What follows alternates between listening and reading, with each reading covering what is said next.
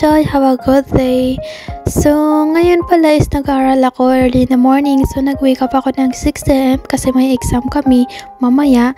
Kasi nga nag-aaral po ako ng KIP dito sa Korea or Korean language. Para siya ma-improve yung Korean ko dito, speaking and writing. So, naka 1 hour na nga ako. So, kung gusto niyo pala mag-aral, register lang kayo sa Socinet. Kung gusto niyo naman sa topic, punta lang din kayo sa topic website. Actually, hindi madali talaga mag-aral ng Korean, pero pag gusto mo talaga, gagawa ka talaga ng paraan. So, sipagan mo lang yung pag-aaral mo. It's more better na mag-start ka talaga sa zero kasi meron ding zero level tong KIP and free lang siya. But next year, meron ng bayad yung KIP start level 1. Yung level 0 is free pa rin siya kasi 15 hours lang yon. And then, yung level 1 naman kasi is nasa na siya, 80 hours na siya. So, kailangan talaga magbayad ng 100,000 won or para siyang na sa 4K in peso. So, yung minamemorize ko pala ngayon is yung pinagpukusan namin ng review last week. So, mostly sa living in Korea talaga dito nagpupokus yung exam namin. And actually is yung klase namin nito is start September 8 until December 8. So, ganun siya tagal din. Pero sa akin hindi siya masyado matagal kasi nga once a week lang yung klase namin. And whole day yan siya. Kasi sa iba namang class is nasa siya twice a week and then 4 hours lang. So ayoko din ng ganyan. So mas okay na itong every once a week lang siya pero whole day siya talaga. Matututo ka talaga. Lalo na pag mag-try ka mag-speak talaga outside your class. Kasi mahirap naman yung hindi mo tinatry yung dapat nag-aaral ka, dapat tinatry mo din siya i-speak to other people. Like, yeah. Pero actually, hindi pa ako magaling mag-Korean. So, I try my best pa rin to speak to my husband. Actually, kasi hindi nga kami nagsalita ng Korean. So, mag-focus lang kayo sa mga vocab talaga. And yung mahirap yung mga particles niya, ear, mga ganyan. Pero pag man talaga, maintindihan mo na yung object, subject, adjective. So, mabilis na siya. Actually, yun yung mahirap sa mga adjectives. Yeah. So, ayun lang guys, kung gusto nyo pa maraming matutunan or maraming sa akin, so PM nyo lang ako or comment down below. And then sana pag matapos na yung pag-aaral nyo, hindi kayo hindi kayo mag-stop sa pag-self-study sa bahay lang. Kasi yun din ako minsan, hindi talaga ako nag-self-study sa bahay. Yun lang pag may pasok, yun lang talaga yung time na mag-aaral ako ng Korean. Pag sa bahay na naman, hindi ako nag-aaral ng Korean. So yun yung hindi maganda talaga. So, pag gusto mong mabilis ka matuto, mag-aaral ka rin sa bahay. Tsaka lang talaga, sipag talaga sa pag-aaral. Kasi yun talaga yung key for success. Study more. Hello guys, good morning. So ngayon guys, papunta ko sa school. Ito yung bahay namin. Nag-snow pala kagabi.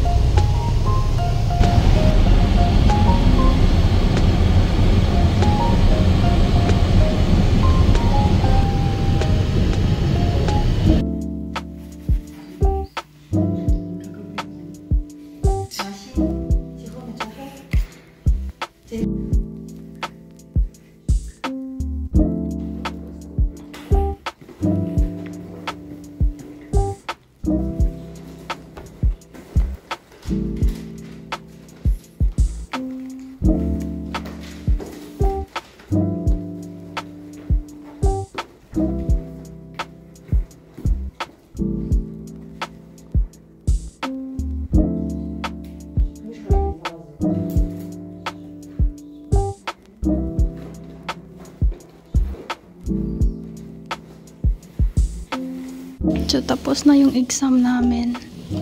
Oh my God, sobrang nakakakaba. Alam mo yan. Pero hindi naman masyado marami. So, bawal pala magingay. So, dapat na yung boses. So, kinakabahan talaga ako. What else ita? Nano ko naman.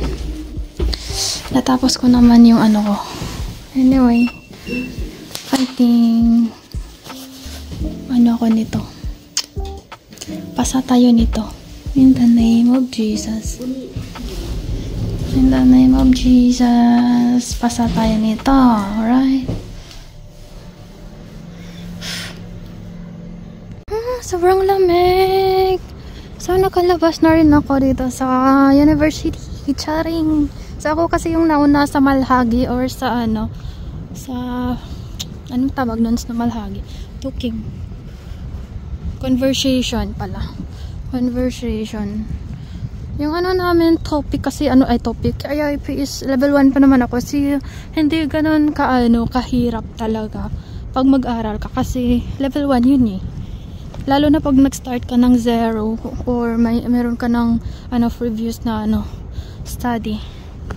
So ako kasi is nag-aral ako ng level 0 at saka meron akong previous na nag-aral ako ng Damonwa. Ilang ulit na. So yan, pasa to. Confident ako na mapasa ko to. In the name of Jesus, mapasa ko to. Of course. Yan pala yung dito, library.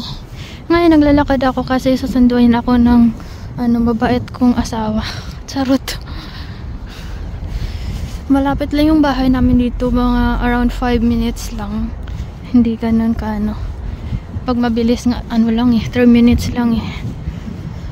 So, ako lang. Hindi naman masyado mahirap nga yung exam. Kasi level 1 pa nga.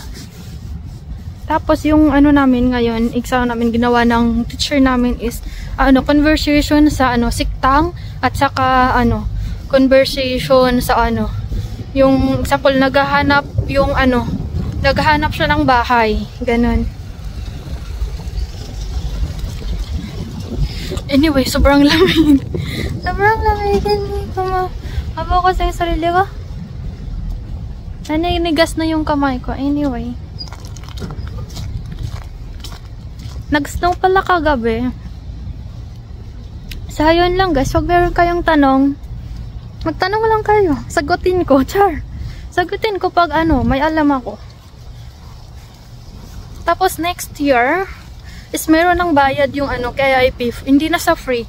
Kasi hanggang this year lang yung free. Next year may bayad na 100,000 won. Parang nasa 4,000 peso. So, kaya mag-aral lang mabuti kasi hindi na talaga libre. Wala talagang libre, guys. Anyway. So, ayun lang, guys. See you my next vlog. Bye!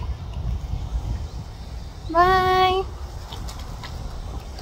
The last day goes, they expand and shrink. Memories blur faster than you think.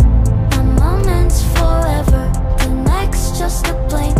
And this the last day time we see.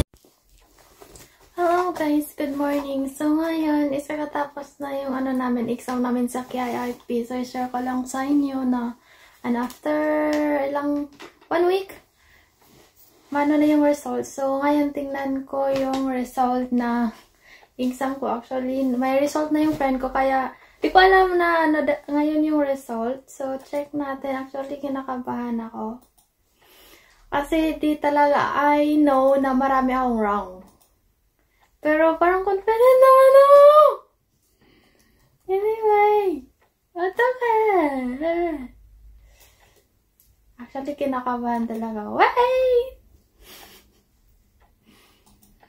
Oh my God, may. Mag-login muna tayo. Ito na.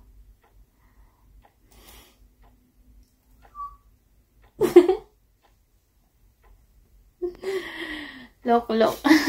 Time! So, tapos na tayo sa level 1. So, mag-step na tayo dito sa 2. Oh, 잘했어. Oh, yung score ko. So, ngayon, 3 na lang yung lalabanin natin. Ay, 4 pala. Yeah, thank you, Lord. Yeah. Pero next year kasi meron na siyang bayad. So, I'm not sure kung mag-KIP pa ako or mag-topic na lang ako or I don't know yet. So yan guys, happy talaga ako ngayon. Actually, sabihin ng iba na sobrang easy ng KIP 1, KIP 2. Pero pag di ka talaga mag-aral, wala ka talagang masagot. So, actually, yung mahirap dito sa KIP is malhagi. Yung conversation. Kasi dapat, pag like sa siktang, yun yung mahirap dito sa restaurant, mag-uusap kayo. Example, mag-order kayo or maghanap kayo ng bahay, budongsan. Yung realities, basta sa budongsan, ganun yung conversation. Yan yung medyo mahirap dyan. Sa mga error, tsaka yung pag ng sagwa, hana, hanke, mga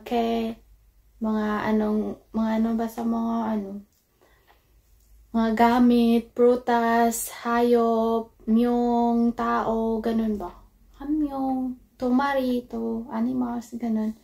So, yun yung mahirap actually. Wala naman masyadong pag memorize mo na, as in mabilis lang siya actually. Kasi nung sa Pilipinas nag-aaral ako contest, so alam ko na yun. But sa malhagi siya, hindi talaga ako ka-confident sa conversation kasi yung sentence.